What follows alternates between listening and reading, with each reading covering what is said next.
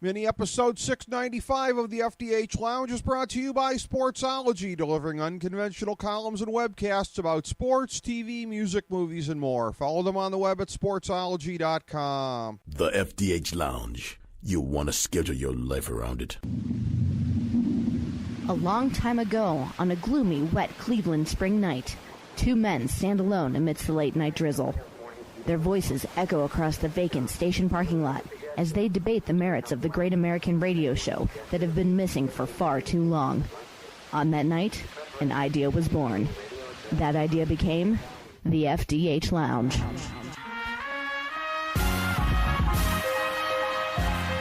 Welcome to the FDH Lounge. Somebody's work who was not slipping during this period was Edge. Yep.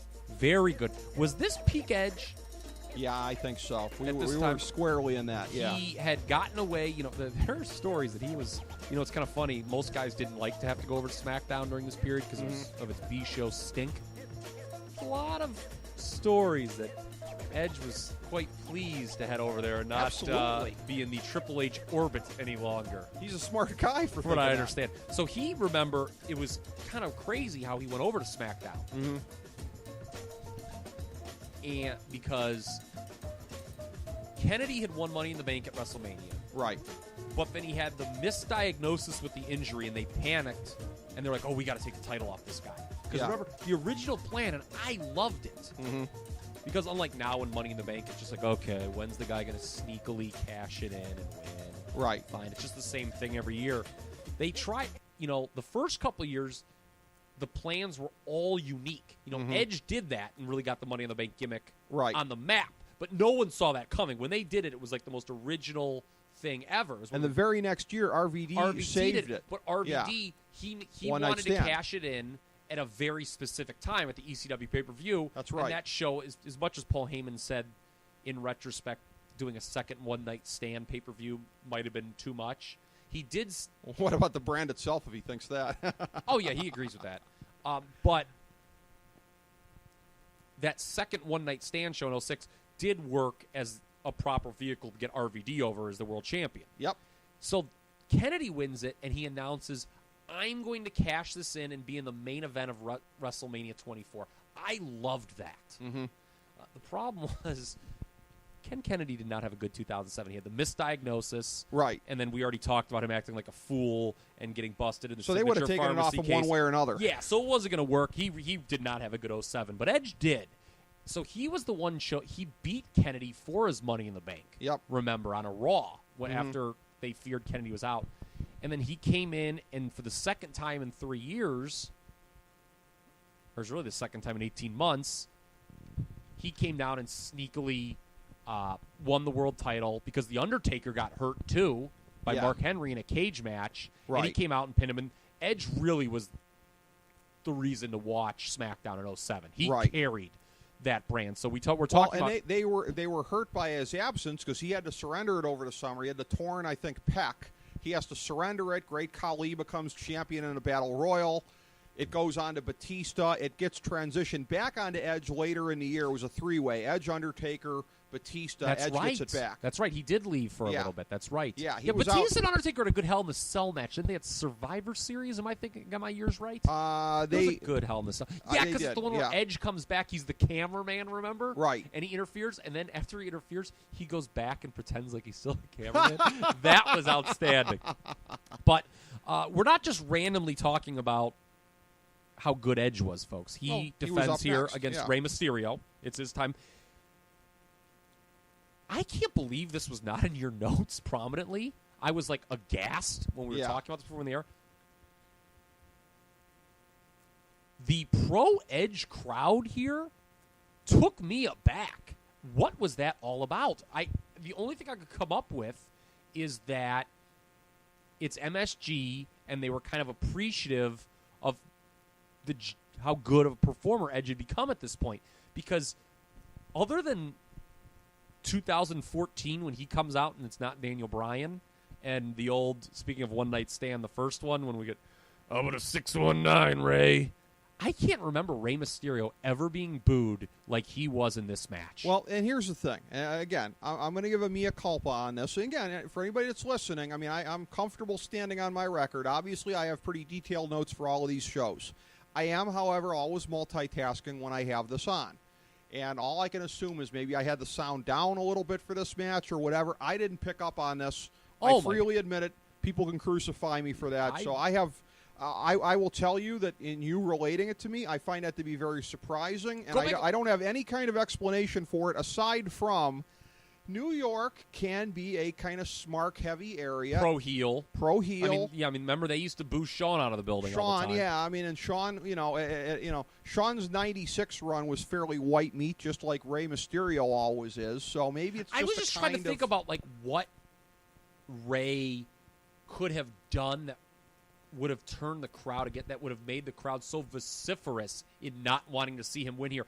I mean, the setup to this match was not great. They went over it. By the way, I have to say this. Yeah. I absolutely love the videos with Edge and Vicky Guerrero. As bad as that storyline was and as cheesy. They kept repeatedly referring to Edge's lover, Vicky Guerrero. I mean, okay. It wasn't. I mean, poor Vicky Guerrero. God bless her. I know. Yeah. But it was just sort of comical, and they showed these very cheesy, over-the-top videos of them like walking on a bridge and kissing. Right. I couldn't help but laugh. That was funny. But the only thing I can think of with Rey is probably the most famous example ever of where, and we've talked about this before, of where the setup was all wrong as far as Playboy versus Family Man. Flair Steamboat 89, that's the thing. Sometimes white meat against a cool heel.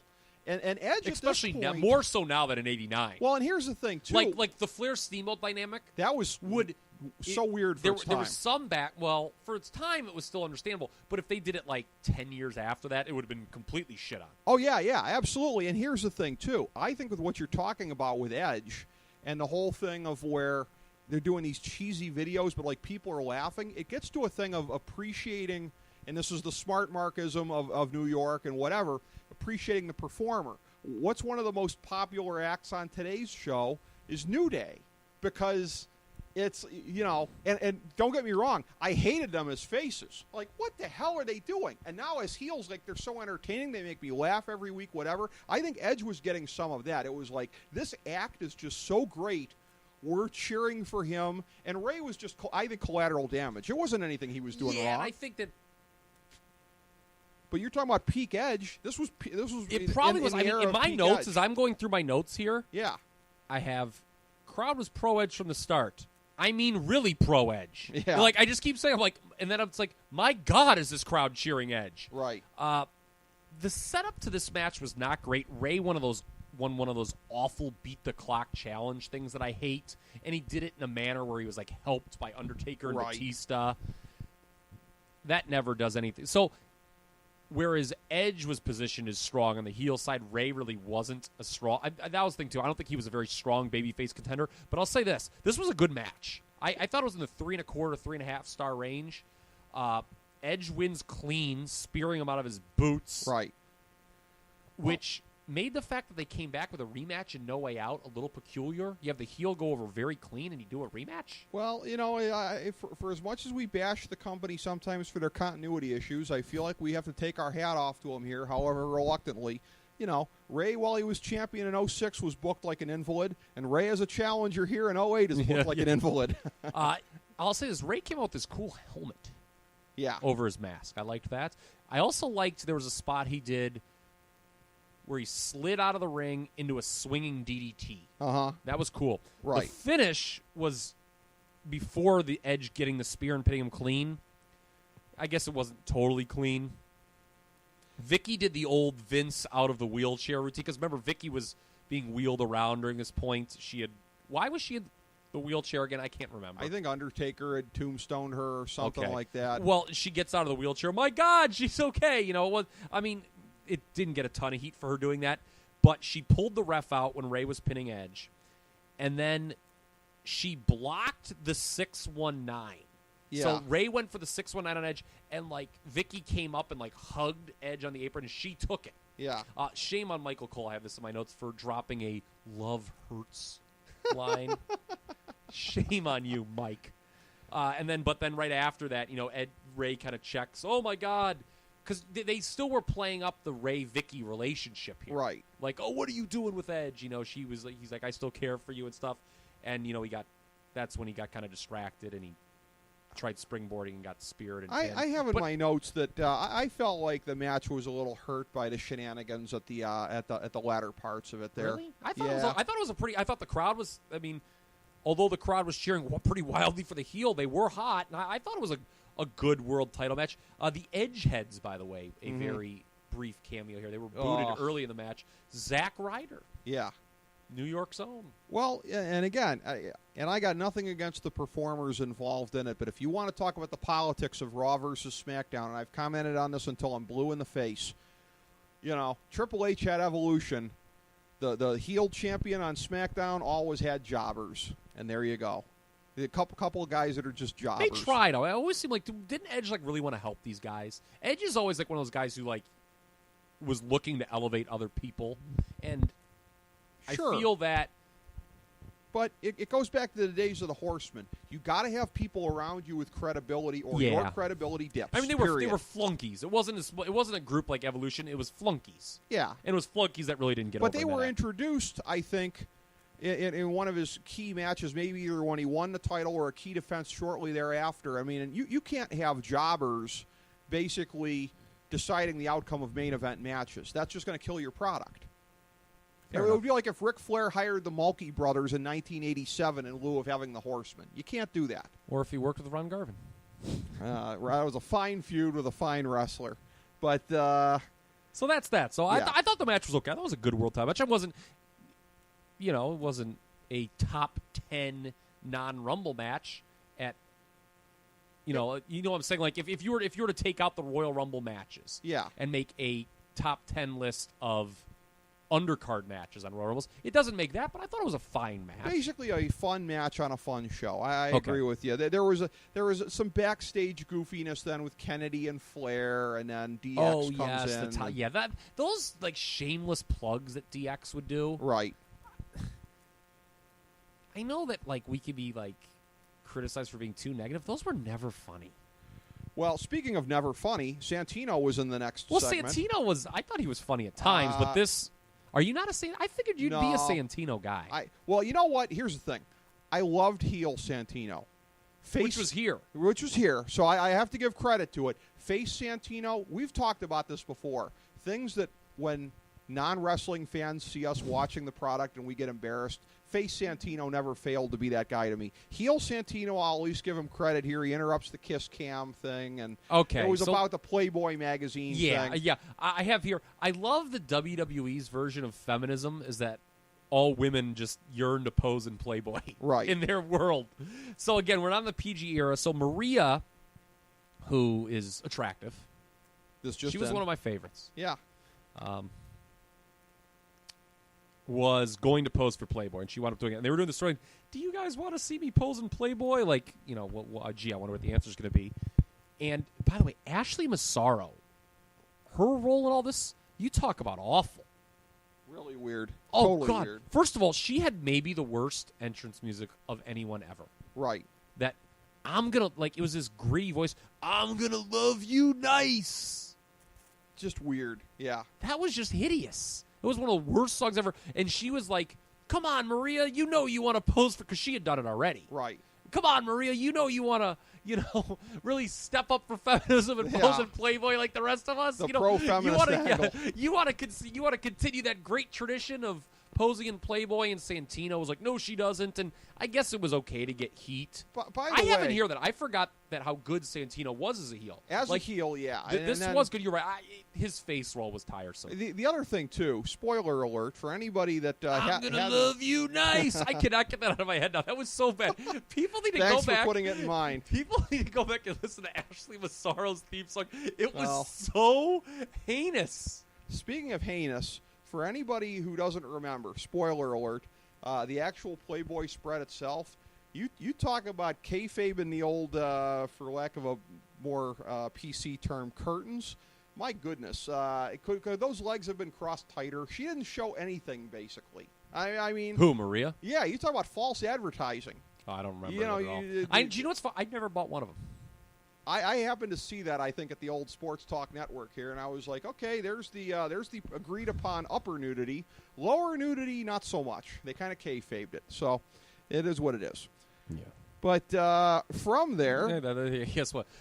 Playboy, as we know, they were fighting an uphill battle against the online porn world. They were. They were indeed. It's kind of fun. Like, Playboy, to me, like, it's funny, like, with the... Like, because obviously now Playboy doesn't even do they've totally shifted kind of what they're doing now. They don't even do fully nude spreads anymore. How's this for a trend? And so, like, it's funny that this was considered such a big deal. Right. And it's, like, not even 10 years ago. Right. And now it's like, oh, geez, Playboy? What a dated thing that is. That's right. And before they went full-on PG and wouldn't have been doing this anyways. How's this for a transitional analogy segue? Playboy's battle against online porn was more or less like Jeff Hardy's battle against the glass ceiling. You almost got a spit take on your monitor there. I told you I was going to transition it. I see where you're going, and yeah. I don't know how effective it was, but it did transition nonetheless. And Right. let's go to it. So I talked earlier about the business numbers Right. with this show. This show has to be considered a success business-wise, and why do I not have that page up anymore? God bless America. After you promised you were going to... Okay, hold on. Don't worry. It's going to be my saved anyway. Buy rates, WWE. Okay, here we go. So this show was up from 97, or 07, pardon me. It was definitely up from 97, pretty considerably. Okay. 2007 Royal Rumble did 491,000 buys, down from 550 the previous year. And I liked the 2007 Rumble a lot. And as we know, WrestleMania 23 did very well with the involvement of Donald Trump. This show, 2008, back up to 533. And in 2009, things would drop all the way down to 450. So there was clearly, despite all the stuff you talked about the end of 2007 being bad, there was clearly interest in this show. This is one of the first things when researching kind of the background of the show and going through it again Right. that caught my eye. That this show did well on pay-per-view, and with John Cena, who everyone just assumed was out, no one knew what was going to happen there, I was wondering why would this show do so well. And in doing the reading, I think a lot of it had to do with Jeff Hardy. Could be. I think people really wanted to see him go over here. Mm-hmm. And I'm going to open up our discussion here of Jeff Hardy versus Randy Orton, the Raw title match, Uh-huh. by asking you, should Jeff Hardy have gone over here? Yeah, I think so. Okay. Here's what... So, okay. On a previous mini episode, I can't remember if it was the 04 or 05, I had mentioned or alluded to that I was going to go over what I would have done with Randy Orton in that era. Mm-hmm. And then I don't think I ever did.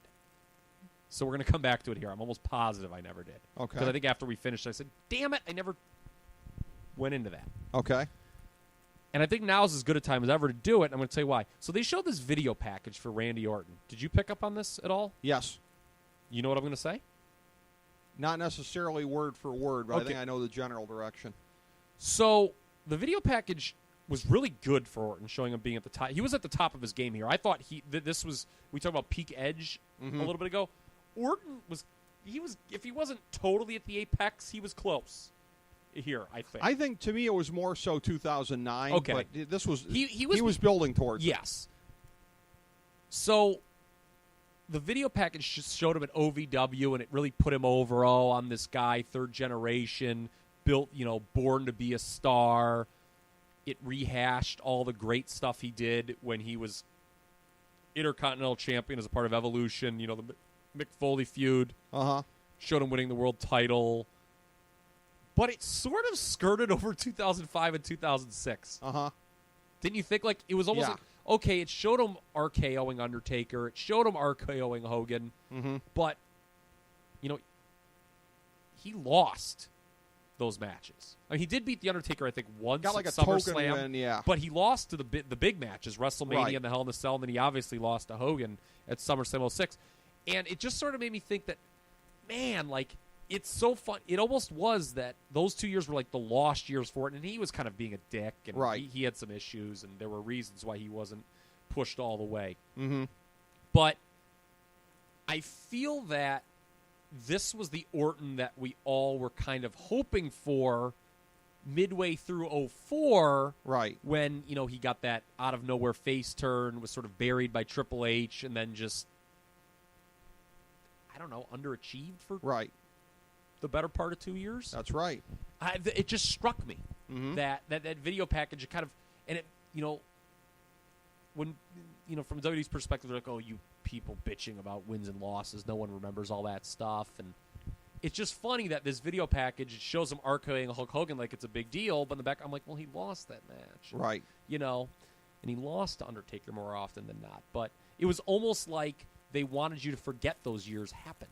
Like, it's like, okay, Randy Orton was on the ascent. He achieved his destiny of being the world champion, and he's ready to dominate, but sort of ignoring the fact that for 2 years, he wasn't really dominating. I've used this term before on the program here. This is something that, again, as somebody who for many years on and off watched the late lamented show Guiding Light, and there is something in the old soap opera community called retconning that they like to talk about. Yes. Retroactive continuity, and it's a thing of where what we're showing you now is what you were supposed to believe happened. Never mind, that's not how it played out. It's our version of history today. Sometimes that Also works. known as rewriting history. Retcon, you know, it's funny. That's the second time I was listening to another podcast, the Between the Sheets podcast. Okay. And I'll be honest with you, I had not really heard the term retcon used Okay. that much, but I quickly picked up on its meaning. Is that Brian Fritz's one? No, it's Chris Zellner and David Bix's. Oh, okay. They go over Okay. the old observers. It's good. I mean, I'm Okay. not, I was going to say, Fritz, a past lounge guest, he's a great okay, podcast I'm not being host. paid to Okay. tout anything. I just really like the podcast a lot. And Okay. Bix's band, he used the term retcon in relation to Tito Santana's involvement in the Danny Davis angle. That's right. Where they were able to go back and say, oh, look, Danny Davis did a crappy job of officiating Tito Santana's IC titles, and it worked at that point. Because like, at the that was time, a case. they just played it like, oh, the ref missed it. Yeah, but like that actually worked. But anyway, I cut you off. No. With I got my whole point out. That's Okay. all I wanted to say. All right. So I want to talk about Randy Orton. Mm-hmm. Because I didn't go over this and I really wanted to. Yeah. And then we'll talk about Jeff Hardy. Okay. There's a lot of fantasy booking alert going on here. We know the plan in 04 was always for Orton to beat Benoit. Right. My question was, what was to become of Triple H then? Because we know what happened. Triple H, they Evolution dumps Orton. Right. Triple H just beats Orton. Right. That feud's done in a month, and then Batista comes into the fold and really sort of saves the day for Right. what could have been pretty catastrophic. Yes. For the guy, the main heel you were building up, you just turned him face and cast him aside. Right. Now, for those who may forget or don't know, Triple H was supposed to go over to SmackDown in 04 originally That's right. and oppose Eddie Guerrero, presumably in the world title program. That's why, if anyone ever wonders why did they elevate JBL so quickly, it was because Triple H, I think, just pretty much refused to go to SmackDown. Right. Remember, there was some trade. They even did it, and then he got traded back. Wasn't Right. that 04? Right. And here's the thing, too. To make himself look good. And so I think it was Booker T and the Dudleys who got traded over there. And I've always thought to myself, again, one of my biggest criticisms about the whole JBL thing is that they did it overnight. You can't overnight make somebody into a main eventer. Unfortunately, they had no choice I'd because have put Eddie Booker was T in imploding. there. I'd have put Booker T in Well, there. I'll tell you what as I a- would have as a done. stopgap. So this is a benefit of hindsight thing. Mm-hmm. It's always easier to do things with benefit of hindsight. Well, I would have said at the time put Booker T in there as Okay, a stopgap. There clearly was not room. So here are your options with Randy Orton in 04. Mm-hmm. Okay, you send Triple H over to SmackDown, and then he would have kind of been the new de facto top heel, and that could have worked. But if Triple H was going to refuse to do that, Or you keep slow burning him. Orton had only been in that spot for a year, Kyle. okay, well, hold on. What do you do? So Orton wins the title. Presumably, what most people think is it should have been Orton ousting Triple H as the leader, kind of the old Rock Farouk thing. Now, I'm not trying to compare Triple H to Farouk. That's unfair. But you know what I'm saying, where he kind of usurps the leadership and is the new, and Orton's the heel leader of Evolution. Triple H goes babyface. I don't think Triple H wanted to do that either. Right. So if they had any long-term planning, they needed a new heel on SmackDown. I think Orton needed to get away from Triple H. And he should have been moved to SmackDown in 2004. And he should have been the guy to beat Eddie. I still don't know if he would have been ready, but listen, anybody was more ready than JBL. I think think can't go from he had been built up. main event. He had been built up so well that I think you could have built. I think building SmackDown in 2004 around a heel Randy Orton certainly would have been more successful than heel JBL. Certainly. I don't know if it would have set the world on fire, but I think that would have been the better move. Very possibly, yeah. But anyway, they didn't do that. Orton kind of struggled in 2005 and 2006. He was losing more than he won to The Undertaker. Got in that feud with Hogan, didn't win because Hogan refused to lose during those. Really, didn't even win over Cena. Got the belt, as we said before, by default. He was going to, because that belt was probably going to go back and forth between him and Cena. The plan was, starting in 2007, Orton really came into his own. He sort of had to. After dormancy. Remember that brutal spring for him and Edge? They were in Money in the Bank at... It was brutal. They were in Money in the Bank at WrestleMania 23. Hold on. That face I made was not in regards to anything you were saying. It was in regards to my voice going up 20 octaves, and I was really embarrassed. Okay. No, you're right. I thought you were questioning me on him having a bad early 07, because it was horrible. Well, that four-way they did at Backlash, a show that should have been the main event at WrestleMania. That they should have done that a month earlier. I liked that.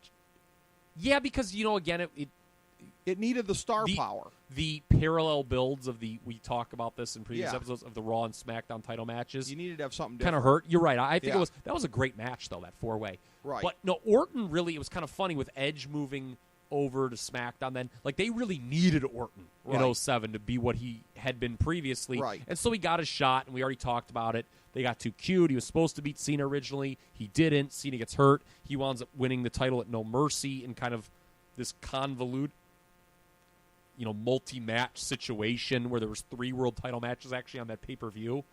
And that show, by the way, did a good number because people were promised a new world champion. Yeah. Did a lot better than Survivor Series 2015, I'll tell you that much. Also, 18 months before, it's Triple H representing the pride of the McMahon family against Randy Orton. You have it No Mercy 07, Vince McMahon on Randy Orton's side against his son-in-law, Triple H. So there you go. Well, they didn't have that in mind. Trust me, 2009 was the last thing in their mind, and No Mercy 07. Yeah. So anyway, that's Randy Orton's trajectory. The bottom line is that they got him, going into this match, they had him back where they had wanted him to be all along. Kind of after 2 years More of or being less. in the wilderness, Yeah. he was back. And I think that plays into the fact, because it wasn't that long.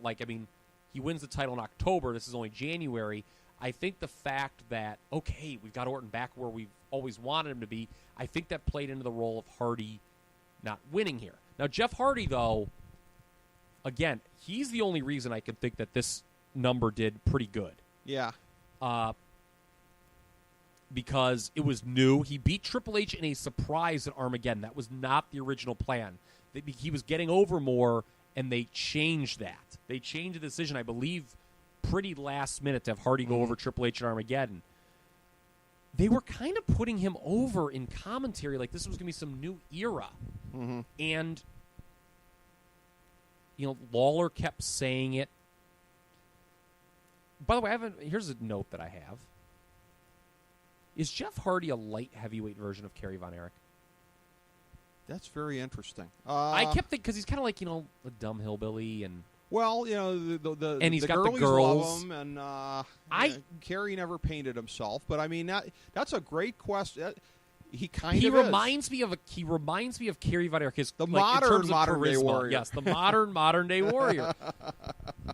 Well, listen, I think what I would have done here, and obviously it's a moot point because Jeff Hardy gets another bust for drugs and isn't even on WrestleMania. Right.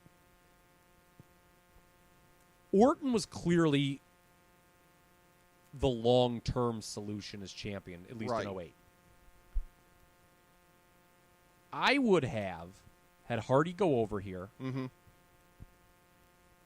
had Orton and obviously Cena returns at the end of the show, have Orton and Cena have some sort of schmaz finish at No Way Out to determine the number one contender. Okay. Where they both get a shot at WrestleMania. Okay. And insert Ric Flair in as well. My Raw title match, Hardy, Orton, Cena, Flair in a 4-way. And Flair retires if he doesn't win? Yes. Okay. And so the crowd, it'd be funny. You have Orton with 3 baby faces. Okay. Flair's the crowd's choice. Right. I would have Orton pin all 3 baby faces. You have Randy Orton in prime position. Yeah, I would have had him work. Hardy would go out first. Yeah. Again, I don't know if they could have held on. It's a moot point because the drugs. Right. Let's say maybe he doesn't. But you have Hardy go out first. Then Cena goes out second. Yes, you and that's a hold Flair to surprise. last. And then it comes down to Orton versus Flair. You talk about getting a guy over as a heel. Right. Because Shawn Michaels really didn't get anything there out would of be that. no I'm sorry, I love you in that finish. No. Like, Shawn Michaels didn't get anything out of that, really. No, he didn't. He maybe didn't. personally did. It might have been nice for him to We got a Rolex. Yeah. But, yeah, that's right. But can you imagine with the Legend Killer gimmick to kill the Ultimate Lock? Yeah. That's just what I would have. Well, and it's interesting, too, because I said to you off air, I mean, no small amount of irony, if you want to call it that, maybe hypocrisy, whatever. You're not putting the belt on Hardy because his personal issues. He's going up against 08 Randy Orton, who himself has a panoply of things wrong with him mentally. So, that doesn't make a whole lot of sense. I will say, oh, I'm sorry. but I'm just going to say, like, Hardy, he's one of the guys, when you look at that decade and what could have been, Hardy's, they did not maximize his potential. Oh, my God. He's one of the few guys that they you look at and you though, think. a few times. He was his own worst enemy at times. I'll to be grant honest you with that. you, I'll grant you. He was his own worst enemy. But they how many had guys to be had the leery of upside? him. Sure. They had to be, especially in the post-Benoit world. There was some, legitimate fear that this guy could OD. But I mean, when I talk lost generation, and I talk about guys like Kennedy, MVP, Jeff Hardy towers over most names I mentioned for guys who could have been something. You know what I mean? Yes. Jeff Hardy is way above most Yes. of the names that we mentioned. Yes. I'm sorry, what was the point you were going to get to? That I didn't like the out-of-nowhere finish in this match. No, I agree. Orton just kind of pinned him clean out of nowhere with the RKO.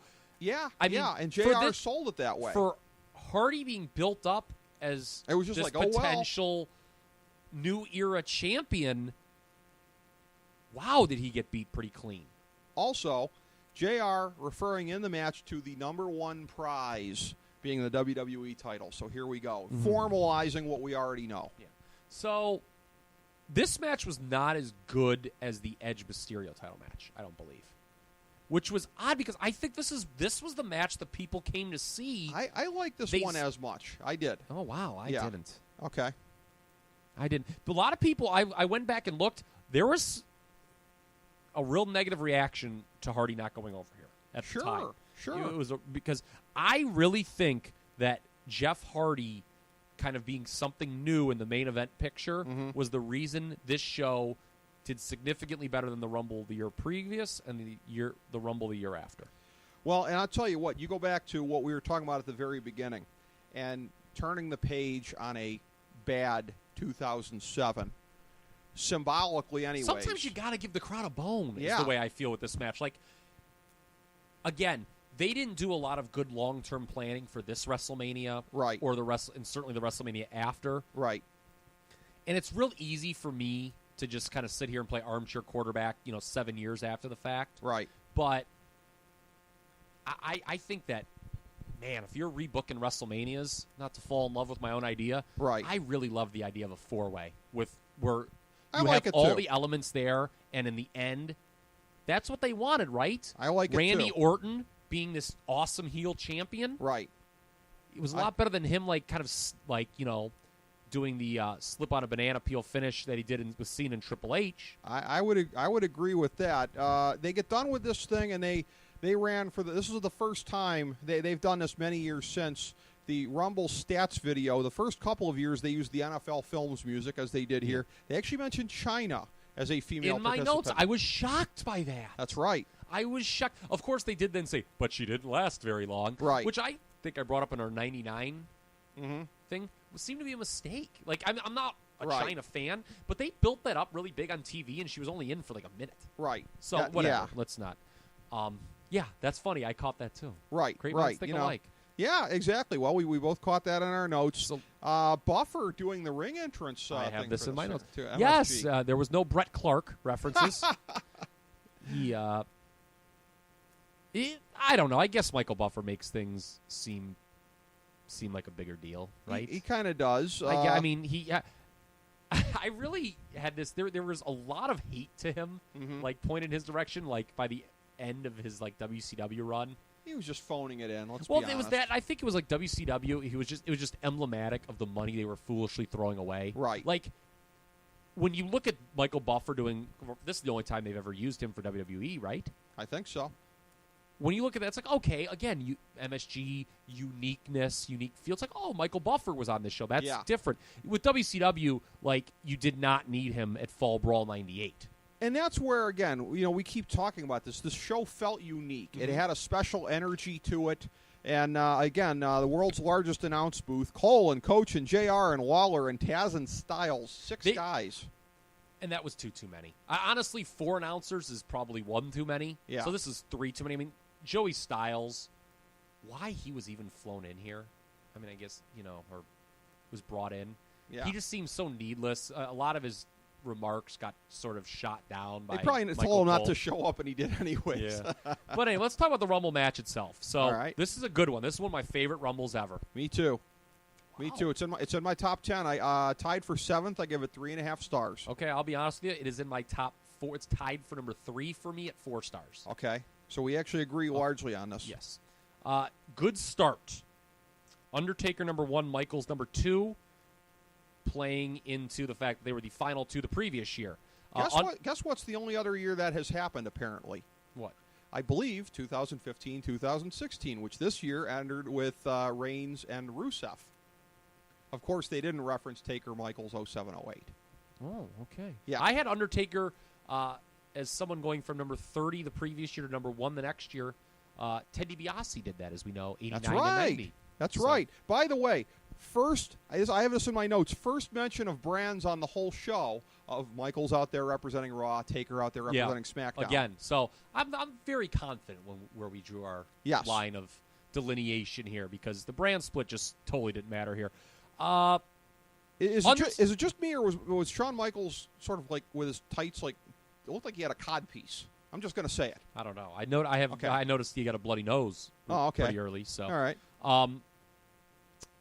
Santino Marella gets the token jobber treatment at number 3. Yes.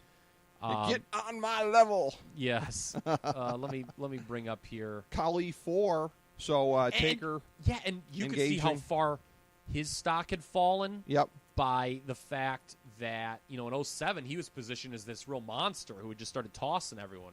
Right. Here he was just. I mean, he didn't even last 2 minutes. That's right. You didn't have a lot of star power in this early. Undertaker and Michaels were really there to carry it. Right. Hardcore Holly, John Morrison, Tommy Dreamer, always over at MSG. Didn't last very long though in this. When Morrison came in, I have this in my notes. There almost always seems to be a part of where it transitions from the early part to what starts to feel like a Rumble match. And when Morrison got in there, I felt like that was more or less the moment that was happening, when we were out of the early stuff and we were into sort of the meat of the match. I have poor Morrison selling for Batista in this match. I mean, it's bad enough that it's bad enough. It's bad enough that the man did his girlfriend, but my God, he doesn't even get any offense in either. Oh, he's probably selling for Batista. I'm sure it's a lot worse when it's a shoot than a work. Yes. I could not believe that the crowd actually got a little into the Jamie Noble Chuck Palumbo face-off, which was apparently a program at the time. Oh, I thought you were going to say SmackDown. Hornswoggle at number 9 going under the ring. Now that always works. Never was officially eliminated. Hornswoggle. Well, and here's the interesting thing. Sometimes I find such randomness here. I noticed this in a match where I didn't notice it in other Rumble matches around that time. I simply say many lower players from the 90s boom: Holly, Noble, Palumbo, Big Daddy V, and Henry. People who didn't matter much during the late 90s boom, but were used here.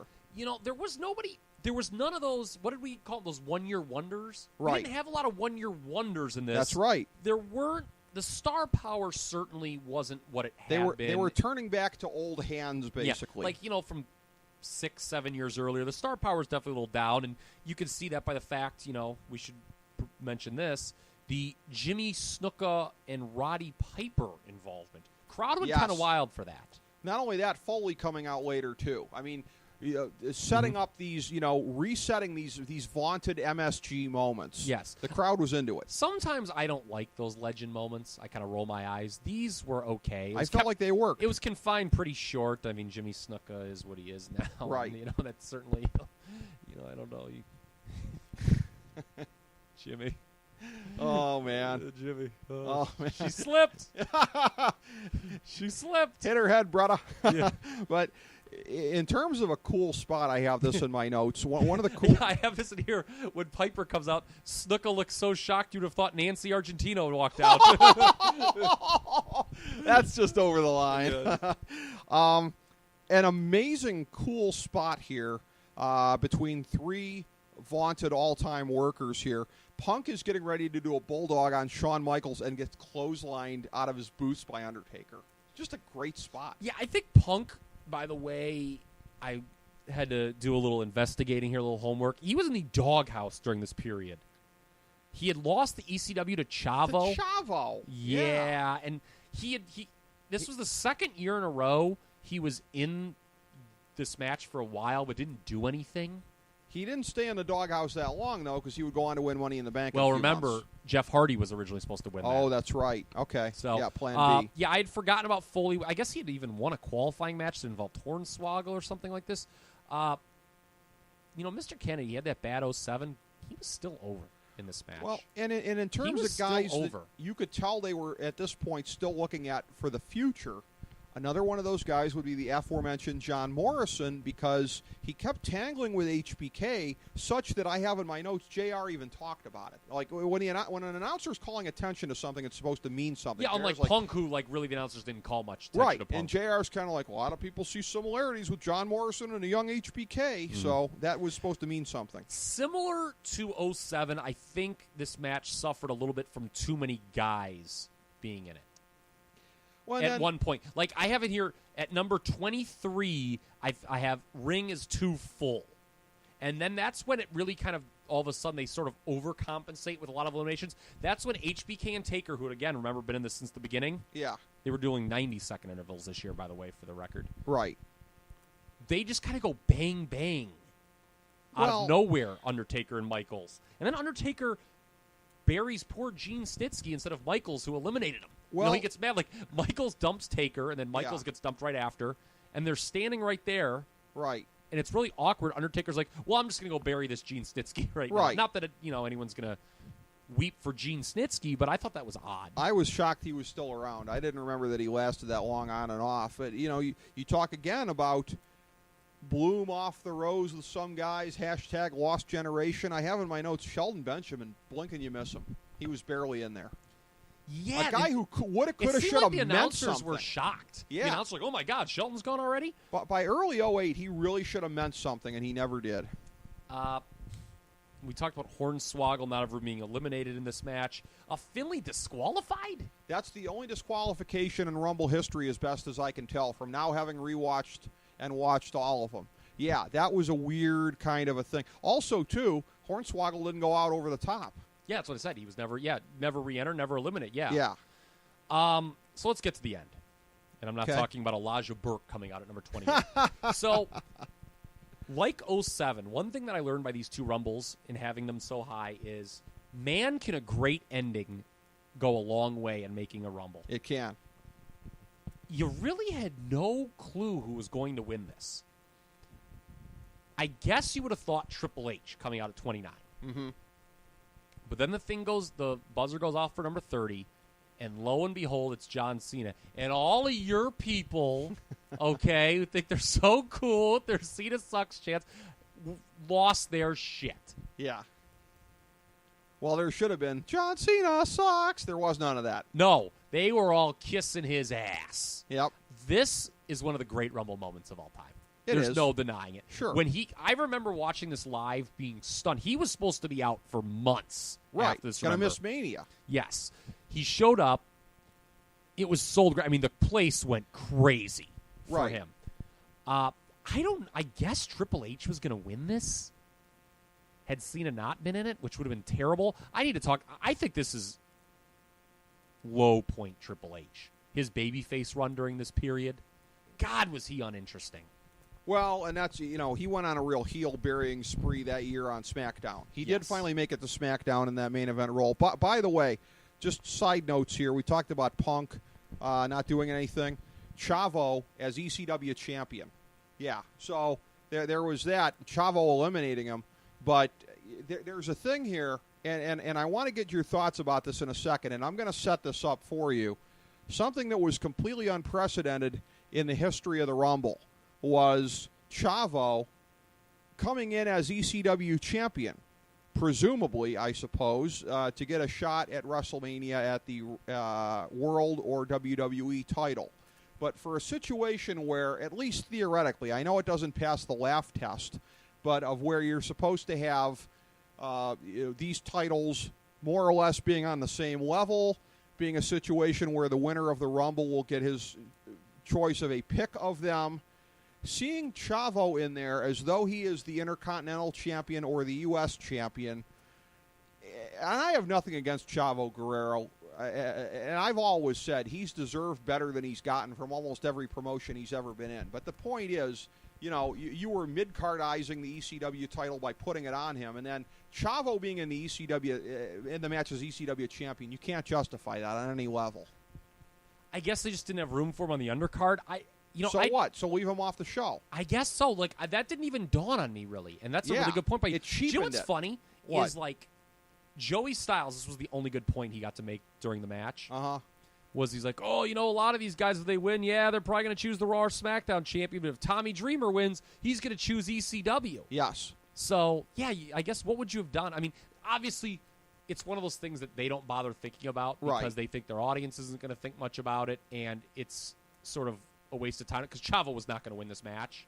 Well, and they could try and play it if they wanted to as a heel megalomania move. I want to get a second title, but still. And by the way, he jobs in, 20 seconds at WrestleMania to Kane? If that, yeah. I think it was even less. It was was the record. But to circle back around at the end there, you have Triple H, you have Cena, you have some others, and quickly it dissipates to where it's the face-off of Triple H and Cena.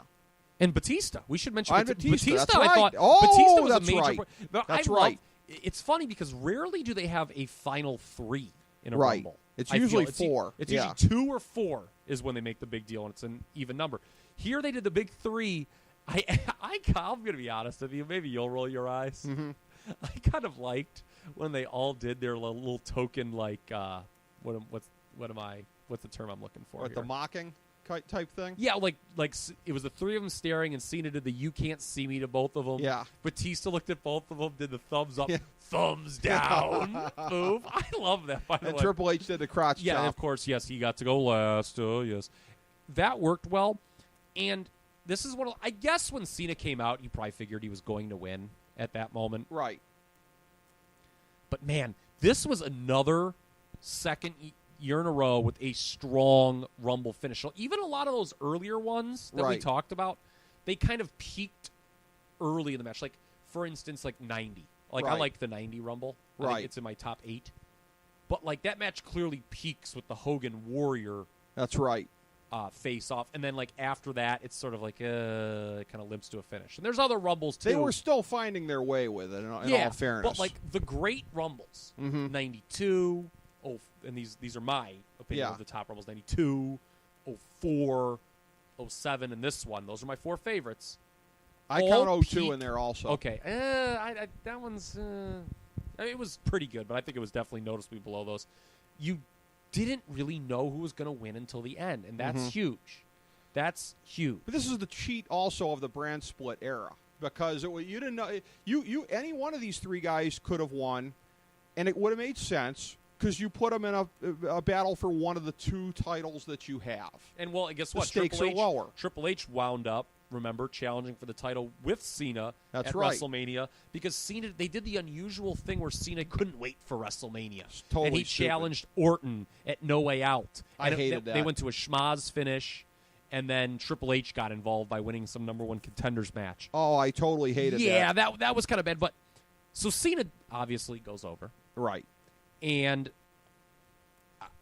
I really liked the ending of this. And like I said, this is one of my favorite Rumbles ever. I gave it 4 stars. Well, It's I one have. of 4 Rumbles to ever get 4 stars or above from me. I made note additionally that the closest Triple H ever came to getting his heat back from Batista was eliminating him here.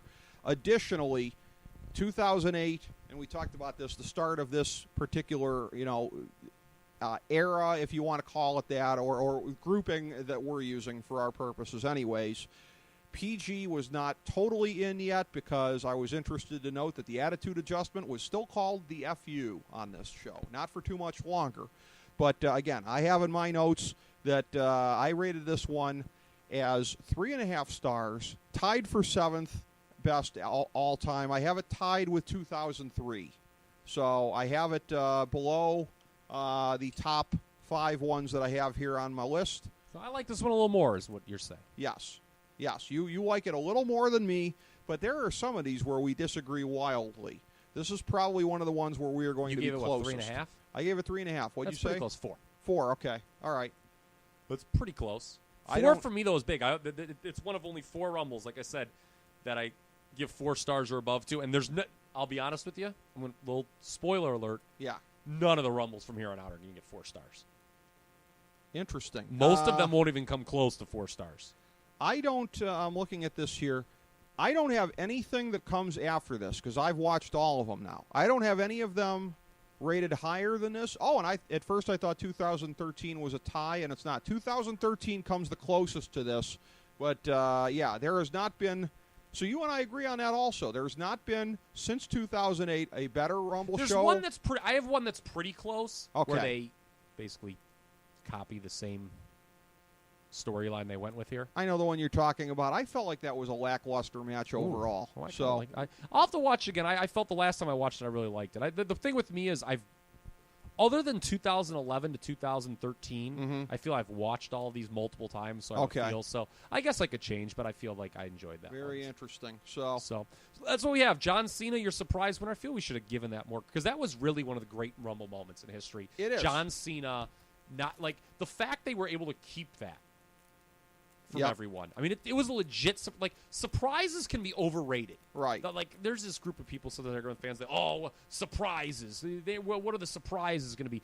Right. Surprises for the sake of surprises. that's Russo. They don't always work. Yeah. But this is a surprise that was an absolute out of the park home run. It was. It worked tremendously. And again, you had again what came after this as far as the Raw WWE title storyline Was not good. limping into WrestleMania was not good. But for a very good WrestleMania, this set the tone for it. And to go full circle from what we said at the I beginning, don't think I like WrestleMania 24 as much as you do. I have it on the outskirts. It's not in my top 10. Oh, it's comfortably in my top 10, verging on my top 5. I think I have it. I enjoy it. I think I have it as number 11. I enjoy it a lot. And again, this was a one of the better WrestleMania seasons that they have done really since the product really No started Way to get Out stale. did big business. I'm looking at this. Speaking of numbers, No Way Out was because I think that this was the first time in February of 2008 that they went to the dual elimination chambers. Right. And that did a big number too. So By the they way, made a lot too, of money during this period. And for here's as the bad funny as thing. things seem to be on the surface. And they did that without pre-advertising on No Way Out, the show Mayweather angle where Mayweather broke show's nose. Yes, they that didn't was even advertise that ahead of time. Yeah. Think of the business they could have done had they Sure. teased that. So, but yeah, this Rumble did what it needed to do. You and I both liked it a lot, and it's going to be downhill from here. I'll tell you this.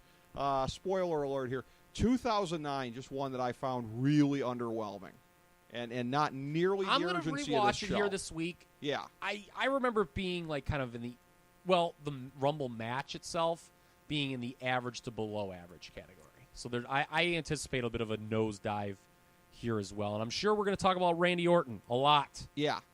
Yeah, I'm sure we're going Next to. time around. The 2009 show, not nearly as good as this one, but I know our conversation absolutely will be. Thank you for listening, everybody. As we bring the show to a close, we would like to extend our deepest gratitude to NBC, CBS, ABC, Fox, all Clear Channel affiliates, TNT, TBS, USA, UPN, Deadspin.com, YouTube.com, YTMND.com, MySpace.com, various blogs, Fox News, CNN, CNBC, MSNBC, IamBoard.com, Billboard.com, Google.com, ESPN, ESPN2, ESPN News, ESPN Classic, NBA TV, NFL Network, Sports Time Ohio, Athlon Magazine, Comedy Central, Cartoon Network, The Boomerang Channel, QVC, BET, The Spice Channel, Steno Notebooks, Manwich, Papermate Office Supplies, waitresses, strippers, bartenders, garbage men, janitors, microwave popcorn, the writers of The Office, Scrubs, Entourage, My Name is Earl, Oz, Metalocalypse and the Boondocks, Aquafina, and the periodic table of elements.